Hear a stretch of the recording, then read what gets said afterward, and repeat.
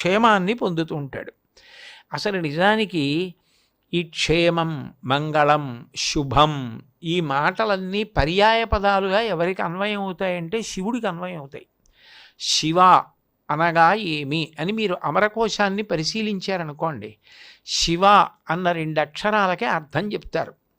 చెప్తూ మంగళము, శుభము, కళ్యాణము, శోభనము ఇవన్నీ శివుడు.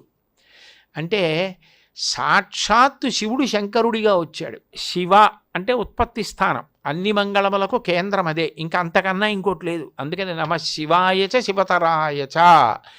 అటువంటి శివుడు పంచిపెట్టడానికి వచ్చి అందరికీ పంచిపెట్టేస్తే ఆ శుభాలు, అప్పుడు శంకర, శం కరోతి ఇది శంకర.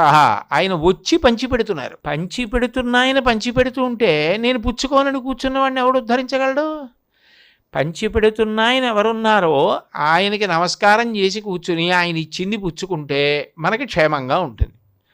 ఆయన అపారమైన వాంగ్మయాన్ని ఇచ్చారు. అందులో ఒక్క శ్లోకం, ఒక్క స్తోత్రం, ఒక్క ప్రకరణం, ఒక్క వ్యాఖ్యానం నేర్చుకున్న జీవితం ఒబ్బిడైపోతుంది. ఆయనే అంటారు, భగవద్గీత కించిదధీత గంగాజలలవ కణికాపీత సకృదపియేన మురారి సమర్చ క్రియతే తస్య యమేన న చర్చ అంటారు.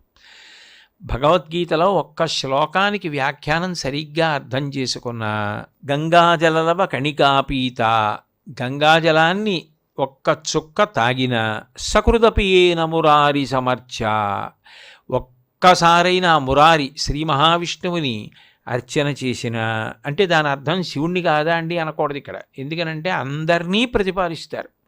జాగృతిలో ఇంద్రియములకు అధిష్టానం కాబట్టి విష్ణువుని చెప్తారు. కాబట్టి క్రియతే తస్య యమేన న చర్చ. అటువంటి వ్యక్తికి యముడితో చర్చ లేదు. అదేమిటంటే యముడితో మాకెందుకు చర్చ అంటే ఆయన రమ్మండం మనం రానండం ఉండదు. అంటే అసలు యమదర్శనం